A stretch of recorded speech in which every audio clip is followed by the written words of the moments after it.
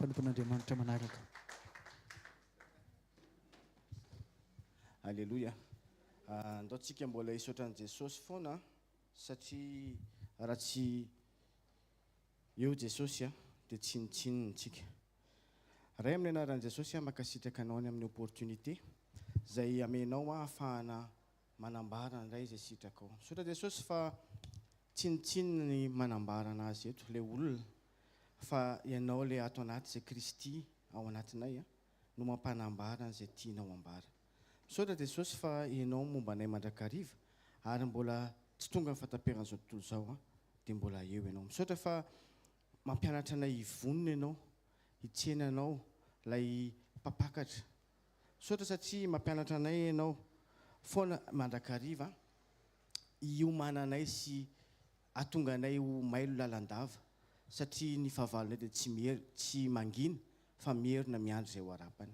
Misaotra satria nomenao anay fanahinao masina amin'ny alalan'ny teninao izay efa nambara amin'ny mpanomponao teo aloha fa tsy mety mandrakariva raha tsy mivavaka. Misaotra Jesosy ny amin'ny andro androany fotoana izay menao indray ionanao aminay ahatonga ny olanay mety saribahana fa eo amasinao tsisy lalana tapiny izany fa hainao foana manokatra azy ary izay lalana rehetra izay sokafanao dia tsisy afaka ny akasika an'izany.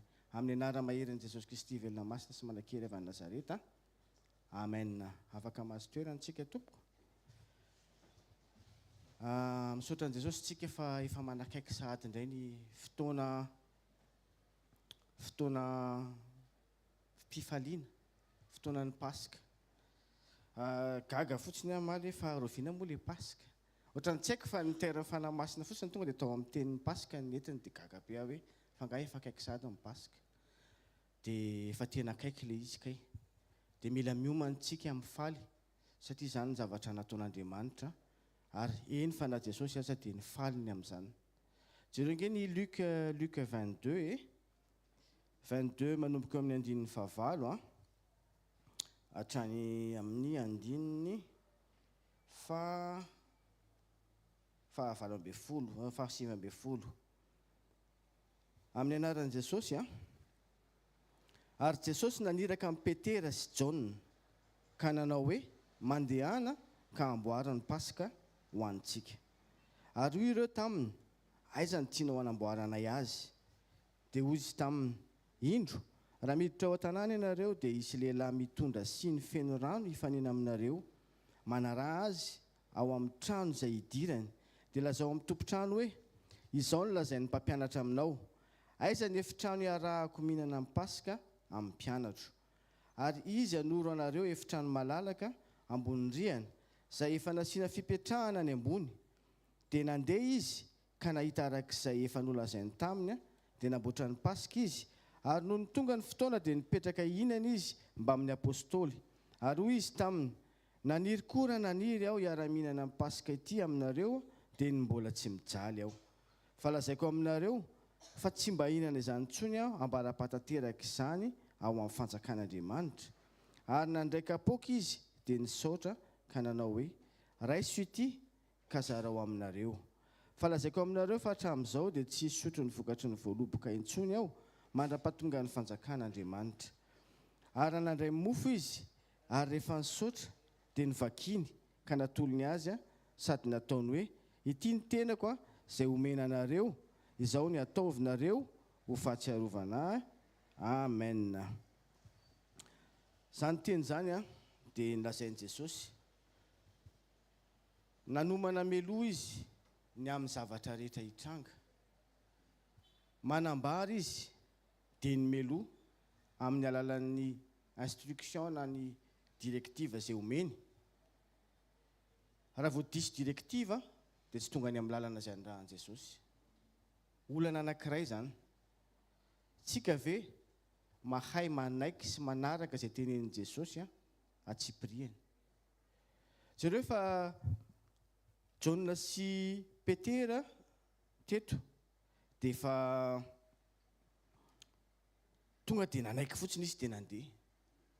Tsy namaly izy hoe dia ahoana izany ny ataonay na hoe ahoana izany ny fomba hatateraka an'izany. Fa tao am-pony izy tonga dia nanaiky. anankiray a fiarahana amin'i Jesosy obéissance. Tsy mora ny manana obéissance kanefany a miainga avao amin'ny fandresen-daharintsika ny atonga ny obéissance ho réaliser. Fandresen-dahatra teny izay omenantsika isan'andro isan'andro. Ahoana ny fomba fiarahana amin'i Jesosy? Les instructions faminaniana nataon'i Jesosy. Zay le hoe ao amin'ny fanahy foana izy dia mahafantatra meloa izy zavatra rehetra izy.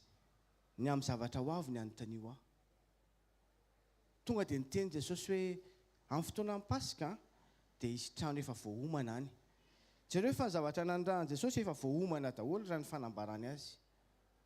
Efa misy efitrano voahomana ozy izy. Misy olona efa vonona eona aminareo any. Ny anjara ny Jaona sy Petera nandroso dia nandeha. Ny anjara antsika mandroso dia mandeha. Tsy mametraka fanontaniana be hoe dia ahoana izany. Fa fotsiny nanontany any izy. Tsy hoe tsy mahazo manontany koa rehefa miteny Jesosy. Fa teto mbola nampianatra koa izy hoe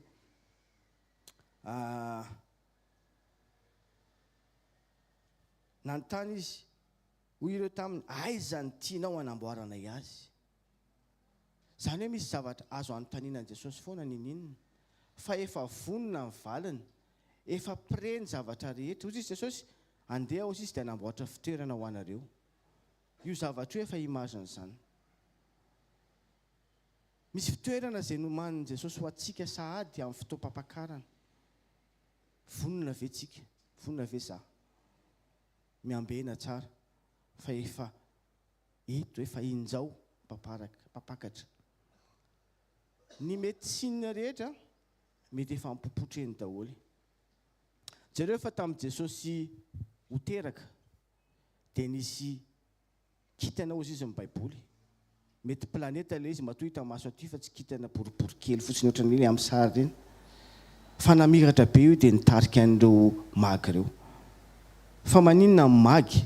Za zany nametram-panontaniana izany. Fa maninona moa izany ny olona ny amin'ny mpanao astrolojia sy mpanao mpisampy ny tenenan'i Jesosy an'izany?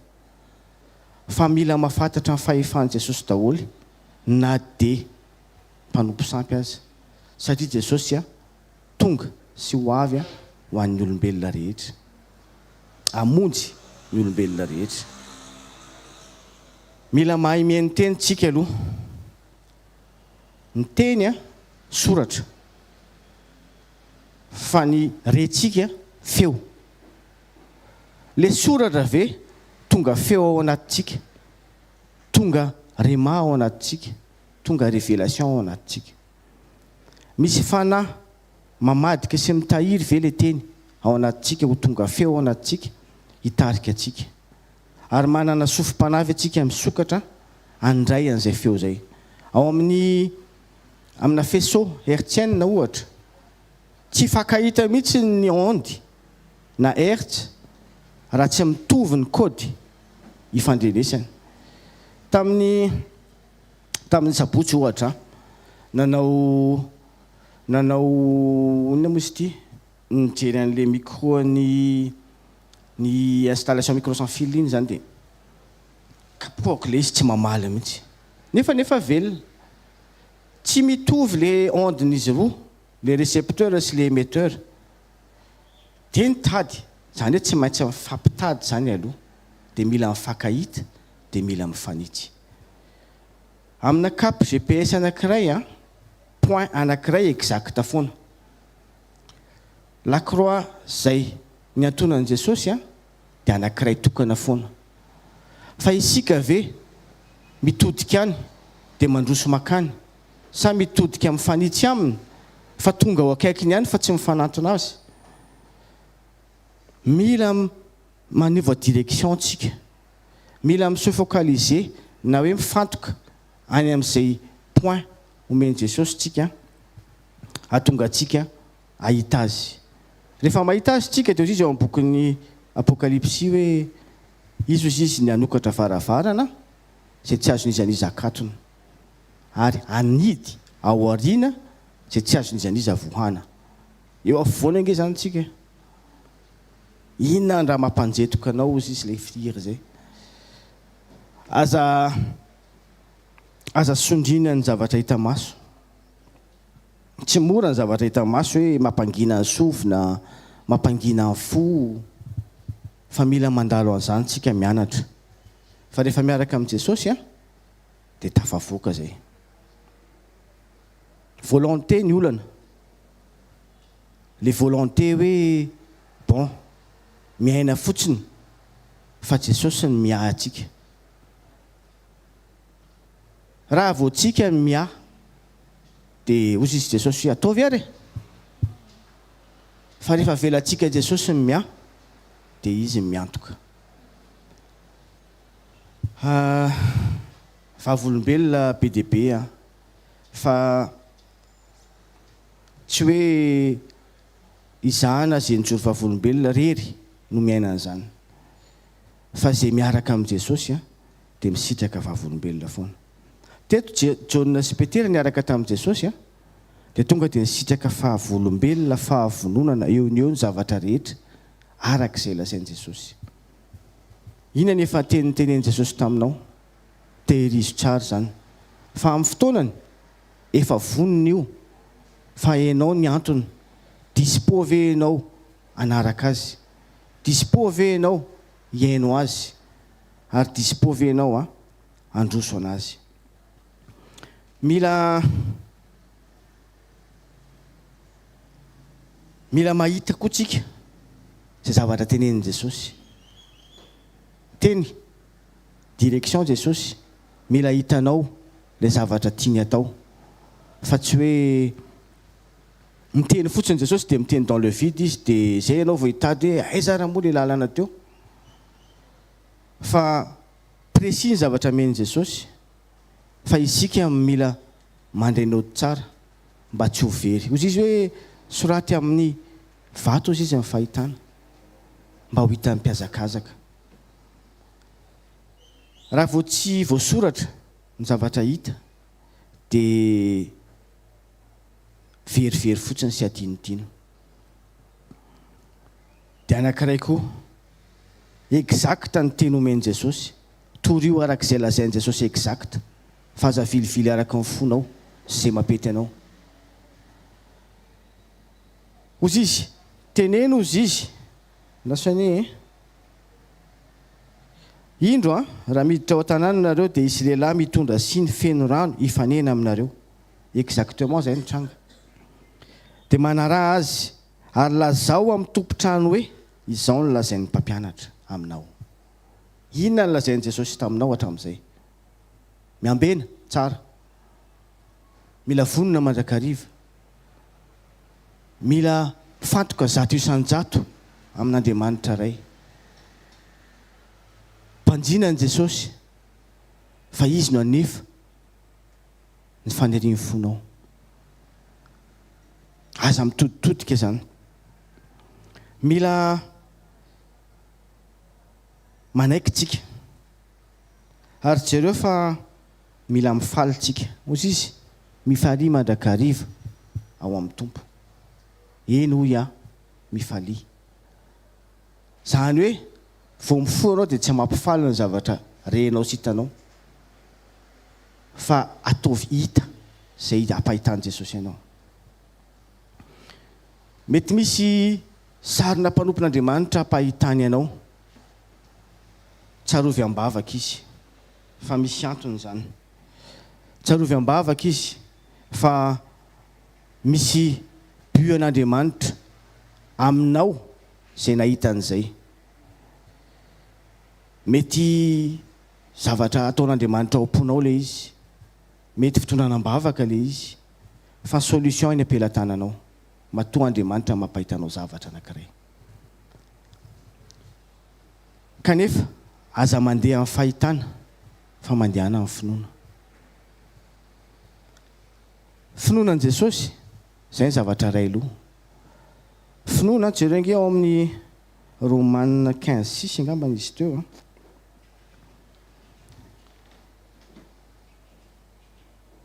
amin'ny anaran'i Jesosy hoe mba ho saina iray sy vava iray no iarahanareo mankalaza an'Andriamanitra rain'i Jesosy Kristy tompontsika. Mila tonga anankiray ilay feo fa tsy miroro ny feo na miroro saina. Solution anankiray zany zay, aza miroro saina.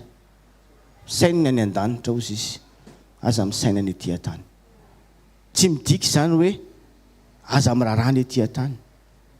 Fa ny etỳ tany matoatsika nampandalovina eto, dia misy andraikitra sy anjarantsika eto zay. Fa Andriamanitra miantoka azy. Jereo fa Jesosy inge tsy niteny hoe eny e, efa niteny dia efa andao e. Fa nisy olona ny irahany. Na dia olombelona azy Jesosy dia mbola naniraka olona. Ao amin'ny fanahy izy sady olombelona, mbola maniraka olona amin'ny alalan'ny fanahy izay atao anatintsika. Dia Kristy zany. Mila mahay mihaino tsika, mila mahay manaraka tsika, ary indrindra mila mipratika tsika. Pratika tsy ataontsika hoe tsy mora koa e. Ohatra, raha manao mekanika izao, malala teoria ianao fa tsy mahay mipratika ianao, mety mifandipatra iny dia mikatso daholo ny zavatra rehetra dia maty daholo. Fa à force ianao tarihiny fanahy masina dia manatanteraka, dia mahita vokatra. Vokatra tsy azo lavina fa tsy maintsy mandeha io. Vokatra avy amin'ny fanahy tsy maintsy mandresy isika, satria Jesosy Kristy nefa nandresy teo amin'ny toerantsika. Mila mandeha tsika tsy arak'izay tiantsika fa arak'izay tiany Jesosy. Mila mahita tsika ny hitan'Andriamanitra koa. Jereo Jeremia, fidany Jeremia Andriamanitra, ozy izy efa fantatra ianao hatrany mbola tsy tonga teto an-tany fa vao hanomboka ho any an-kibonina eny. Fa zao rehefa tonga teto an-tany Jeremia, mbola nanontany azy Andriamanitra. Andriamanitra noble izy, manaja olona izy, manaja izy. Ianao ve matsiaro fa Andriamanitra tokony ho hajaina izy? Za ve any amin'ilay toerana mangingina iny mihitsy tonga saina ve fa misy Andriamanitra mahita any, misy Andriamanitra mahalala any. Ndao tsika anomana ny atao anatintsika foana mba ahay sy ahita izay hitan'Andriamanitra. Mila mahalala koa tsika hisitraka izay efa nataon'Andriamanitra, mahay misaotra an'Andriamanitra tsika ny amin'izay rehetra efa nataony teo amin'ny fiainantsika. Tsotra izao nge ianao raha tsy nisy fomba an'Andriamanitra, tany amin'izay toerana nisy ianao avy, za toerana nisy tena hoe fa tany amin'ny ataontsika hoe fahaverezana, tany amin'ny fiainana zao tontolo zao. Fa tany any natsoiny Jesosy, tambatambaziny safosafony tsy nanery izy fa ny tena miantso amin'ny feo malefaka izy. Tamin'izany tena hoe mandeha tenin'Andriamanitra ianao dia tonga dia voakasika ao am-po ianao. Fa maninona ny amin'izao? Lasa fahazarana ve mandeha tenin'Andriamanitra? Mila mahatsapitsika fa tokony hiverina amin'ny fitiavana voalohany, izay nitiavan'Andriamanitra atsika. Fa tsy hoe mialehibe dia mi-indépendant. Tsy indépendant zany rehefa an'Andriamanitra sy zanany. Satria ozy izy tsy mahay manao na inona ireo raha misaraka amiko. Ary ny fiombonana, ozy izy tsarovy izao. Tsarovy izy rehefa miombona amintsika. Fa tsarovana zavatra important amin'Andriamanitra. Tsarovy ny aty lavaka izay nisintomany atsika. Jereo fa tsaroany Daniel tamin'ny fotoana teo amin'ny lavaky ny leona izy. Tsaroany Sadraka sy Mesaka sy Abednego.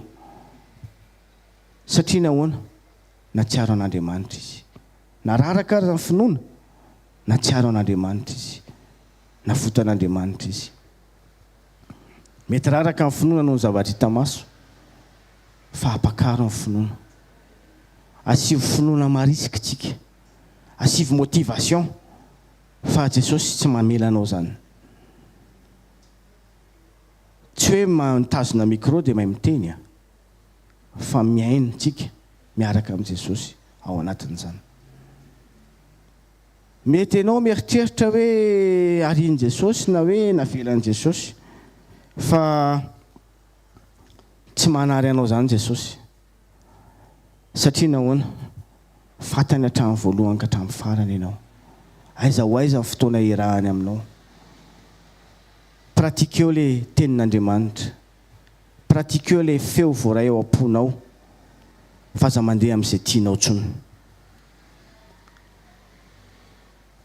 izy kino fahamarinana tafio Jesosy mandehana amin'ny fahamasinana fa izay tsy masina tsy mba hititrany Jesosy nampianatra antsika fahamasinana masina Jesosy masina ary eny tante izy ny tante ny devoly izy izay faharatsiana ny heviny fa zao Jesosy mijoro mandrakariva joro hatramin'ny farany eny fanany hanolotra ny ainy azy satria efa voasoratra zany hozy izy Jesosy voasoratra aza matahotra aza manahy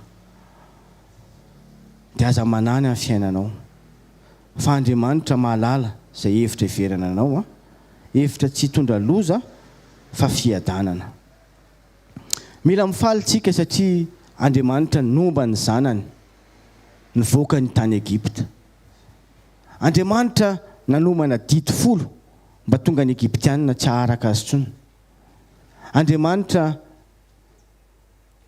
feon'i Jehova ozy izy behery ary feon'i Jehova mahay manokatra ranomasina rehefa nanoloana ny ranomasina mena i Mosesy dia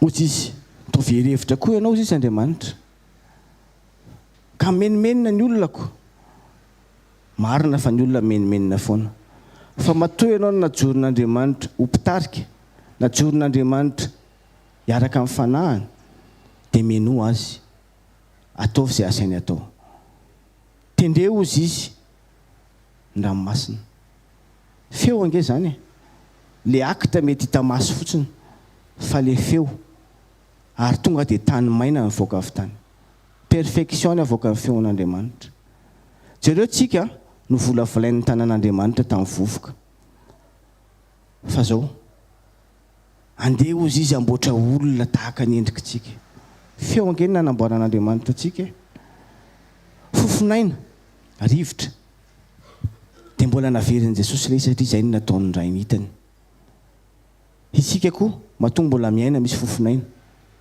misy fanahy misy fahavelombelomana ao anatintsika raha mety misy marary afaka mandehandeha ao anatintsika ny fanahy masina manasitrana antsika raha mety mbola tsy zakan'ny finoana zany dia jereo fa misy témoignage be dia be nataon'Andriamanitra afaka ho ataony eo amin'ny fiainanao ihany koa mino fa Jesosy Kristy irery ihany ny lalana sy fahamarinana ary ny fiainana Jesosy irery ihany no mahatafavoaka atsika fa zao mifalio ozy izy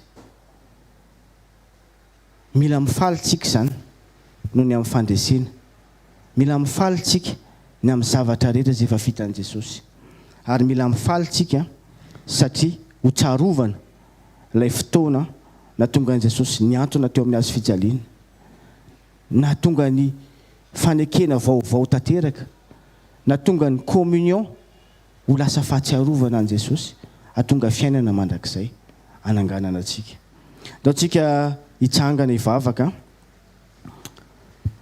hisaotra an'Andriamanitra tsika ny amin'ny teny izay efa nampitondrainy ary mbola hisaotra an'Andriamanitra tsika ny amin'ny teny izay mbola ampitenen'ny mpanompon'ny iray misaotra ray amin'ny anaran'i Jesosy ny amin'ny fanambaranao ny amin'ny teninao ny amin'ny fampianaranao misaotra satria tarika anay mandrakariva zany andeha ao amin'ny lalanao misaotra satria mampatonga anay hiomana zany sy ambina mandrakariva atonga anay andeha amin'ny fahamasinana sy izotra amin'ny fahamarinana satria ianao manamarina ny marina ary mampandova ny tany an'izay manao marina. Saotra Jesosy fa mbola misy teny mamy indray ampanambaranao izay mpanompo manaraka eo indray. Makasitraka ray tsara indrindra amin'ny anaran'i Jesosy ny amin'ny fotoana izay efa nitenenanao sahady satria efa misy vokatra ao anatin'ny fiainanay zany.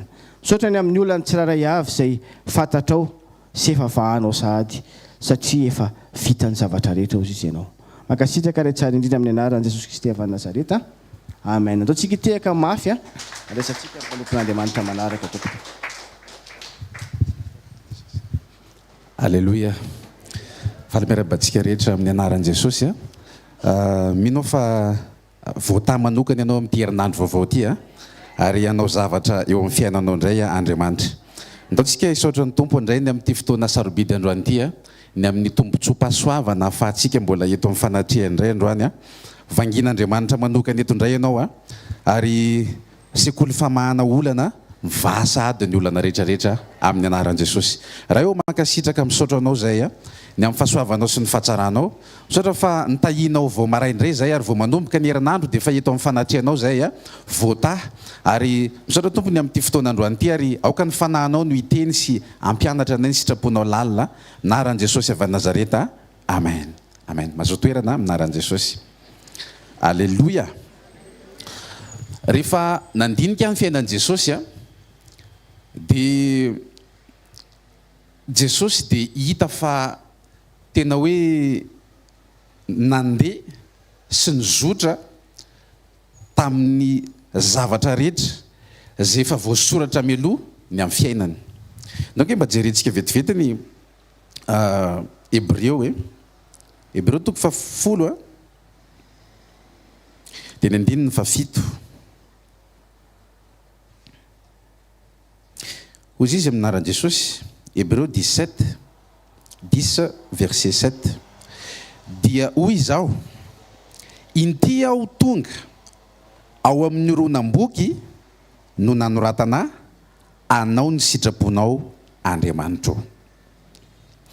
Jesosy zany dia nahafantatra fa ny antsipiriam-piainany rehetrarehetra dia tsy misy zavatra tonga ho azy na misy zavatra ohatrany hoe mandeha ho azy, fa fantany mialoha fa ny fiainany rehetrarehetra dia efa voasoratra mialoha ao anatin'ilay ronan-boky. Dia zay mahatonga azy milaza hoe ity aho izy tonga ao amin'ny ronan-boky nanoratana dia mba anao ny sitraponao Andriamanitra. Tia ampafantatra anao fa efa misy prédestination efa nomanin'Andriamanitra ho amin'ny fiainanao, tahaka ny nanomanin'Andriamanitra mialoha fiainan'i Jesosy. Zay mahatonga an' Jesosy rehefa niatrika ny asa-pamonjena dia hoy izy ny oabolana 30 oabolana toko 7 ny leona hoy izy dia biby masika izay tsy mihemitra na amin'inona na amin'inona. Jereo fa Jesosy rehefa niatrika dia tsy niatrika tahaka ny zanak'ondry izy na dia zanak'ondry arany zanak'ondry an'Andriamanitra, fa niatrika tahaka ny leona izy. Misy fotoana Jesosy rehefa nitsarain'ny Pilato dia zao tsy naneo Jesosy hoe angataka négociation amin'ny Pilato izy hoe ataovy rangahy zay mba azo ifampirarana fa tsika asianao reriny atao anatin'ity efitrano ity na ataovy zay mba azonao atao satria any ampelantananao ny lakile amin'ny fiainako. Fa Pilato ohatrany tianeo hoe izy no manana maimizy amin'i Jesosy, fa Jesosy nilaza ianao izy tsy manana fahefana ninninona ty amiko, satria fatany fa miatrika izy dia miatrika tahaka ny leona. Teteny anao andro amin'ny maraina fa ny fiainanao dia tsy any ampelantanana izy, fa misy zavatra efa nisoratan'Andriamanitra manokana, efa voasoratra manokana ny amin'ny fiainanao. Dia Jesosy Kristy avy any Nazareta izy rery ihany no tompo-teny farany ny amin'ny zavatra rehetrarehetra eo amin'ny fiainanao. Alléluia. Jesosy dia efa nahalala, zay mahatonga ny io Hébreo ihany toko 2 dia ny andininy fa 4.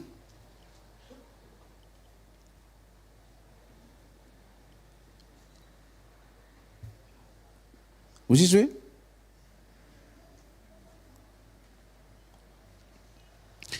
koa satria manana nofo aman-drany zaza dia mba nandray izany koa izy mba handringanany amin'ny fahafatesana lay manana ny heran'ny fahafatesana dia ny divoly ary mba anafahany zay rehetra nandaniny fiainany rehetra tamin'ny fanandevozana no nitahotra fahafatesana.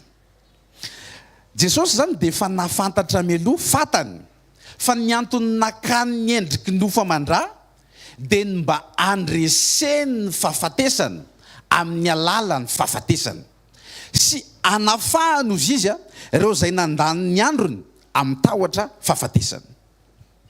Baiboly zany dia milaza fa ny tahotra fahafatesana ozy izy dia fandanin'andro. Ny olona anankiregny zany raha matahotra fahafatesana dia ohatrany hoe olona lany andro.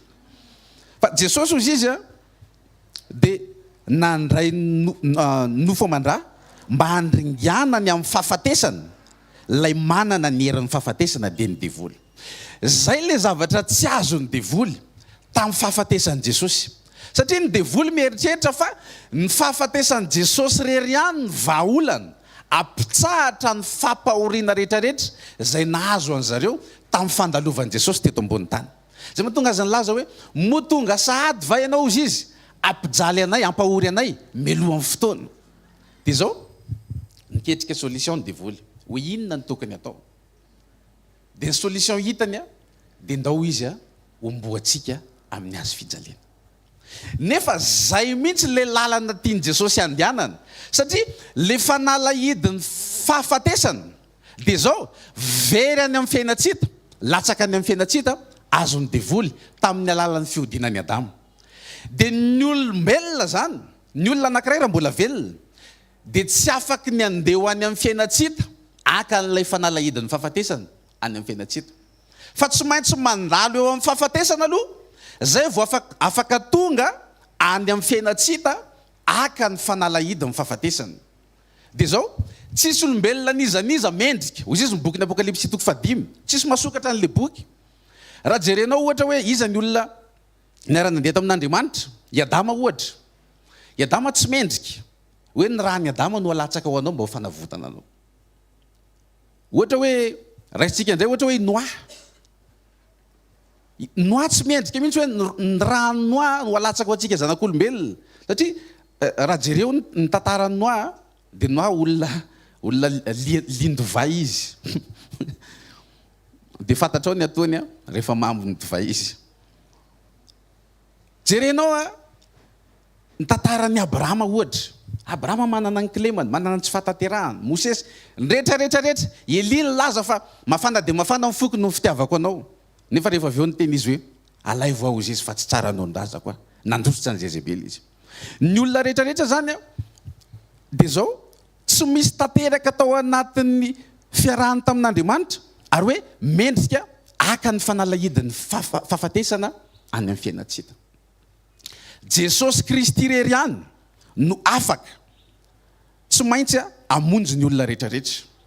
Dia zay mahatonga ny Jesosy ninina zavatra nitranga tamin'ny fiainany dia efa fatany meloha dia feno fitsaharana izy, feno fiadanana izy, ninina zavatra nyainany. Ohatra hoe ao anaty sambo kely Jesosy dia misy tafiotra, misy alon-drano mitady hamefika n'ilay sambo kely.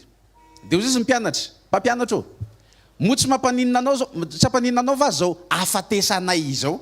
So ihany fa navahan'ireo mpianatra ireo tsy ao anatiny Jesosy, tsy nilaza izy ireo afatesantsika fa afatesanay. Dia Jesosy tamin'izany afaka ny mahita torimaso mamy ao anatina alon-drano, ao anatina ohatrany hoe tsy haiko, ohatrany hoe karazana tsunami ohatra raha tsunami moa zany ohatrany hoe mihoatra loatra. Fa misy pisy foana ao anatin'i Jesosy satria naninona? Fatany fa tsy voasoratra izy ho maty an-drano. Fatany fa tsy voasoratra izy ho dobo ao anatin'ny rano no hafaty azy dia misy pisy ao anatiny. Rehefa fantatrao ny zavatra voasoratra melony amin'ny fiainanao dia fantatrao hoe tsy eto ny fandamperana fa mbola misy lalana, mbola misy zavatra omanin'Andriamanitra akoatra ny zavatra hitako sy ainako androany fa tsy eto ny fandamperana.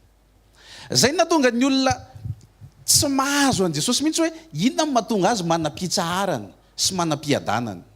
Tsy hoe amin'ny maha Andriamanitra azy fotsiny fa fantany meloha satria ozy ny baiboly hoe ity tonga ny amin'ny oronam-boky zay anoratana. Misy fotoana izy toraham-bato fa tsy nikorapaka ny amin'izany izy satria fatany fa tsy tora-bato tahaka ny Stefana ny hahafaty azy. Dia nandeha izy ozy ny baiboly namakivaky nanivaka teo anivon'ny olona zay nitady hitora-bato azy. Ny zavatra tena nampiavaka an' Jesosy dia zao, na dia manana contrôle sy manana fahefanany amin'ny zavatra rehetra ary izy, dia nanaiky izy izy ny baiboly, nanaiky hatramin'ny fahafatesana. Donc hoe jerentsika ny Filipianina faharoa Filipianina faharoa 5 naran'i Jesosy.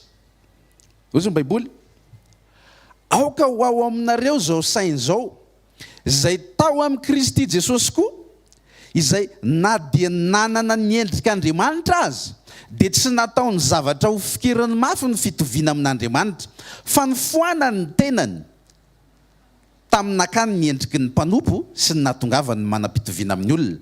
Ary rehefa hita fa nanantareo olona izy dia nanetry tena ka nanaiky hatramin'ny fahafatesana, dia ilay fahafatesana tamin'ny hazo fijaliana. Amen. Io lay saina nampiavaka an' Jesosy. Jesosy dia Andriamanitra zato isan-jato na dia olombelona tamin'izany fotoana izany. Misy fahefana ananany. Fa zao natonga an' Jesosy maty teo ambony hazo fijaliana dia nambara amin'ny baiboly ko satria izy nanaiky ny hofaty eo amin'ny hazo fijaliana. Inona hoe nafaty an' Jesosy? Nanaiky izy. Raha tsy nanaiky ny hofaty Jesosy dia tsy misy niza afaky ny anam-pahefana aminy. Fa noho ny fitiavany noho ny fitiavany ianao dia nanaiky Jesosy hatramin'ny fahafatesana, natoky hatramin'ny fahafatesana. Zay koa mahatonga antsika mila matoky hatramin'ny fahafatesana, satria Jesosy ihany koa teo amin'ny toeranao dia natoky koa izy hatramin'ny fahafatesana. Indray mandeha dia ataoko hoe tany amina tanàna any Afrika dia misy an'ireny guerre civile ireny. Dia rehefa teo amin'io tanàna io dia misy olona manao vondrombavaka ohatran'izao, dia niditra tampoka avany reo ataontsika hoe jiolahy na dahalo ohatra, dia nitondra basy, dia ozy izy ny tao am-piangonana hoe iza ozy izy ny tsy hivadika amin'i Jesosy, iza ny tsy hiala amin'i Jesosy. Dia le pastera ny ala voalohany satria tsy teo faty ho tifiran'le jiolahy izy, fa ny mpino kosa dia natoky hatramin'ny fahafatesana. Dia ozy izy le dahalo, aika ianao pastera sandoka, inony ianao maty le pastera tamin'ny segondra farany, tamin'ny minitra farany, tsy natoky hatramin'ny fahafatesana. Aoka isika tahaka an' Jesosy ihany koa atoky hatramin'ny fahafatesana, satria Jesosy nanaiky hatramin'ny fahafatesana. Ozy izy hoe na dia nanana ny endrik'Andriamanitra dia tsy nataony ho zavatra ho fikerany mafy ny fitoviana amin'Andriamanitra, nifoanany ny tenany nakany ny endriky ny mpanompo nahatongavany manam-pitoviana amin'ny olona, dia nanaiky izy hatramin'ny fahafatesana tamin'ny hazo fijaliana. Zay mahatonga an'le ohabolana nyvakitsika teo hoe ny liona ozy izy dia biby masika izay tsy miemotra na amin'inona na amin'inona. Jesosy zany tsy nitady fifampirarahana ny amin'ny mba hanemorana ataontsika hoe 2 andro na 3 andro ny famatsiana azy amin'ny hazo fijaliana. Tsy nynegosy amin'izany Jesosy, satria fantany ny atsipiriam-piainany rehetrarehetra dia efa voasoratra ny amin'ilay horonam-boky izay nanoratana azy. Mila fantatrao fa misy zavatra tsy natao hitranga amin'ny fiainanao satria tsy voasoratra ao anatin'ilay horonam-boky nanoratana anao. Alleloia. Mila fantatrao fa misy Andriamanitra mifehy ny fiainanao, misy Andriamanitra mitantana anao amin'ny tanakavana amin'ny fahamarinana, izay milaza hoe aza matahotra ianao izy izy fa zany no nitantana anao hatrany am-boaka, hatrany ekibo, mandrapa-antitra ao, mandrapa-fotsy volo anao, dia za foana no hisahirana sy hikarakara anao. Alleloia. Zay nahatonga Jesosy nanaiky hatramin'ny fahafatesana, satria zay ihany le lalatokana izay tsy maintsy izorany mba ho famonjena sy ho fanavotana ny zanak'olombelona. Nisy taony Jesosy niatrika épreuve be da be, ny amin'ny possibilité ananany, ohatra fotsiny hoe tao anatin'ny fitokanana izy sy fifadikanana tamin'izany fotoana zany tao anatin'ny 9 andro, dia tonga avany ny devoly nakafana azy. Ao anao zany devoly, raha zanak'Andriamanitra ianao, dia hovay tonga mofo io vato io.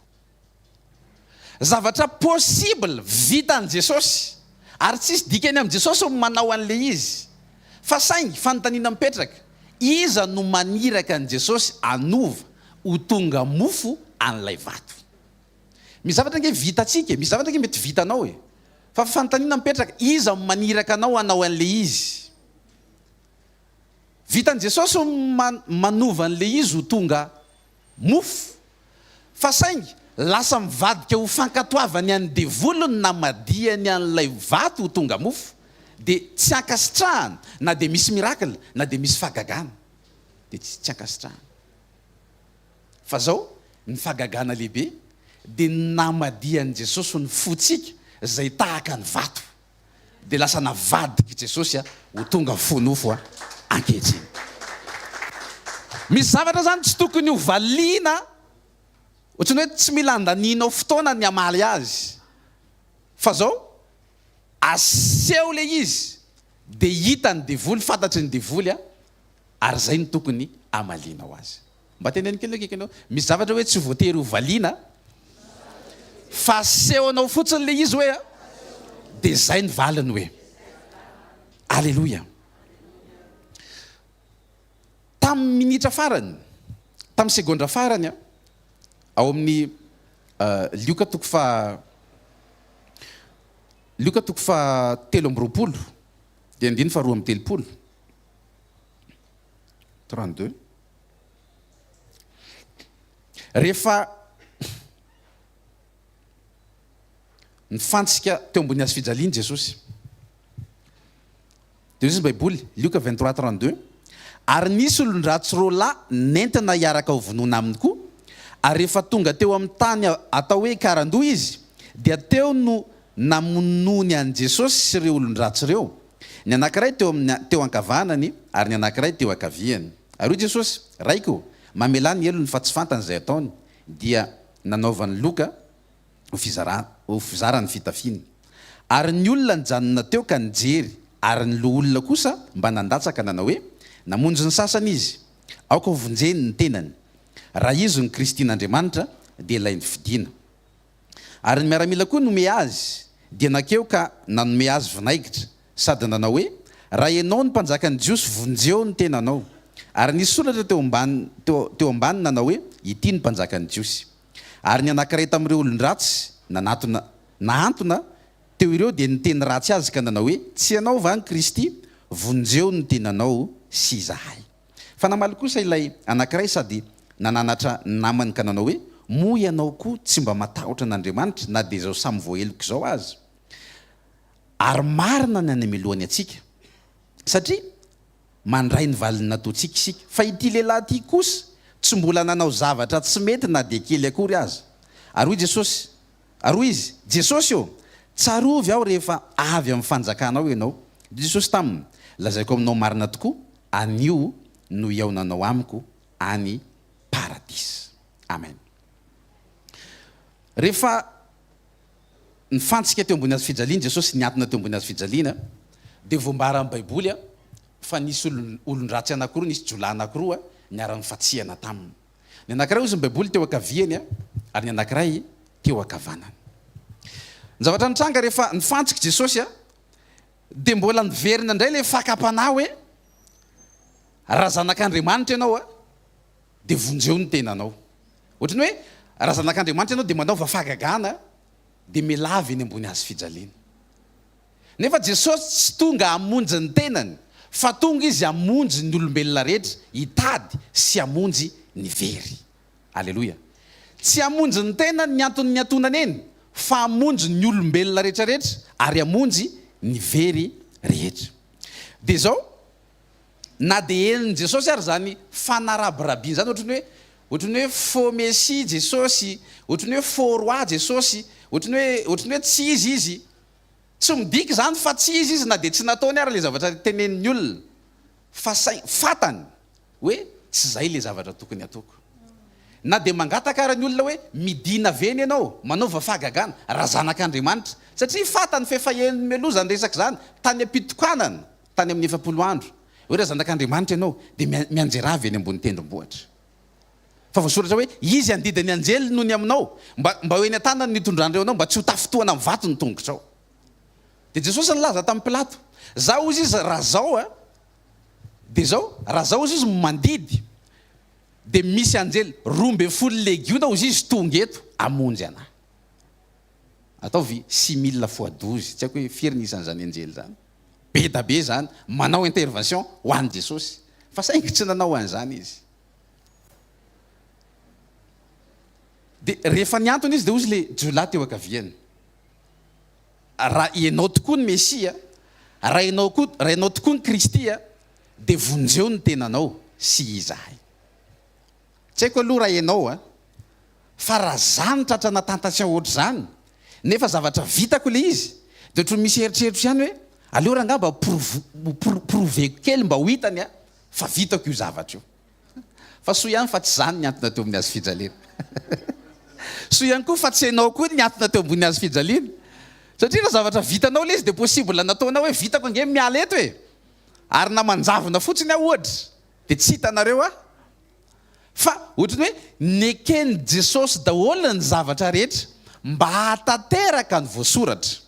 Ohatra fotsiny hoe voateraka izy voamenamena izy vazazamena dia netiny Josefa nitsoka nakany Egypte Jesosy fa maninona ny Mesia no mitsoka ohatrany hoe mitsoka ady mandositra ady fa maninona ny mpanjaka no ohatrany hoe lasa mandeha mitsoka tsy mitsoka izy fa vitan'Andriamanitra manao tahaka ny tamin'ny androny Lota hoe nanjambena daholo ny mason'ireo olona rehetra izay mitady akan'ireo anjely ireo tao an-trano Lota fa tsy nanao an'izany Andriamanitra fa misy tenin'Andriamanitra voasoratra hoe natsoko hiala avy any Egypta ny zanako. Alleluia. Dia mba ho fahatateran'izay teny zay dia tsy maintsy nanaiky Jesosy. Dia ozy le jiolahy anankiray tao amin'ny ao-kavanana. Sika anie ozy izy mendrika mandray ny valinasantsika fa sika nanao ny tsy mety. Aika ny olombelona zany na ny olony ratsy dia ohatrany hoe misy karazany anankiroa. Eny tsara. Misy olony ratsy ratsy dia misy olony ratsy tsara. Le olony ratsiratsy le niteny amin'i Jesosy hoe miala teo ianao fa le olona tao anatin'ny faharatsiana nefa misy fahatsarana ihany tao anatiny dia izy no nafantatra amin'ny mariny dia nanantona an'i Jesosy. Dia zay le sary maneho antsika zay kristianina amin'izao fotoana izao. Olony ratsy koa ngeitsika taloha fa saingy tahaka ny olony ratsy anankiray izay teo amin'ny akavanana io dia nanantona an'i Jesosy. Dia izy hoe anio ihany ianao izy izy dia eo anamiko any paradisa. Jesosy dia vonina izy niatrika hatramin'ny farany ny amin'ny zavatra izay nanirahan'Andriamanitra azy sy ny asa-pamonjena izay tsy maintsy natsehany tamin'izany fotoana izany. Ndaotsika hankasitraka sisaotra an'Andriamanitra ny amin'ny zany teny zany raha sisaka ao dia ndaotsika hiara-hitsangana noho ny amin'ny fotoana ozy ny ten'Andriamanitra hoe misy horonam-boky efa nanoratana ny fiainanao.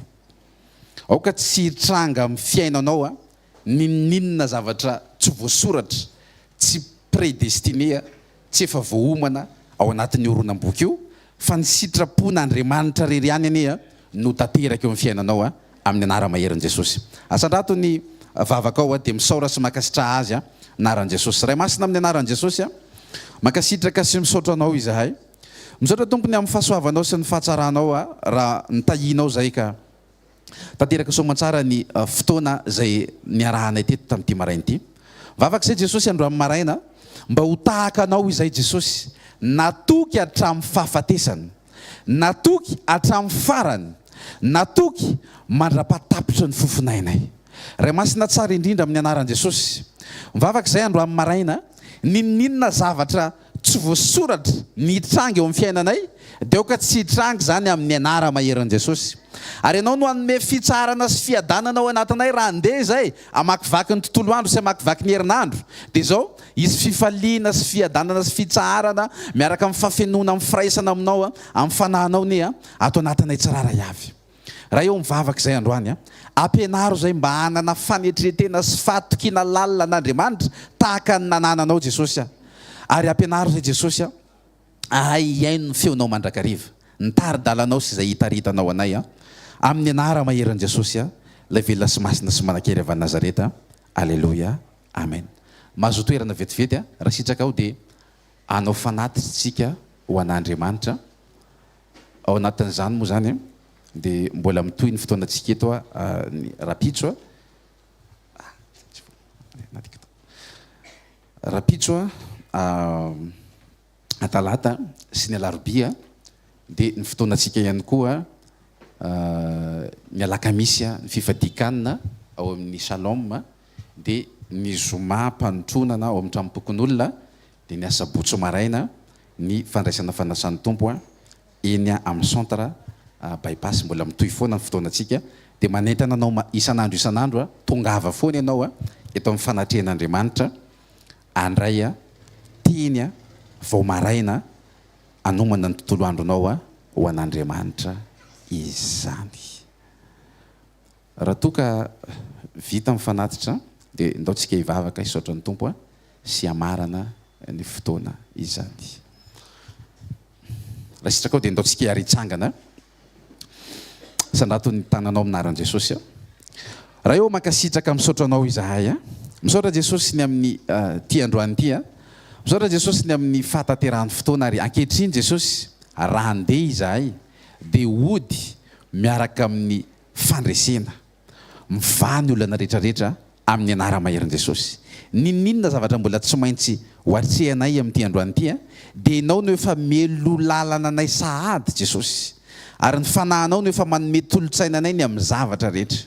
Tario lalana izay ary nizanizany koa olona tokony fanena aminay androany maraina amin'ity fotoana amin'ity andro androany ty dia ianao Jesosy no atateraka an'izany feonana izany. Nizaniza olona tsy avy aminao ihany koa tsy tokony fanena aminay dia arovo izay mba tsy fanerasera sy tsy fakahita amin'izany amin'ny anara maheran'i Jesosy avy Nazareta.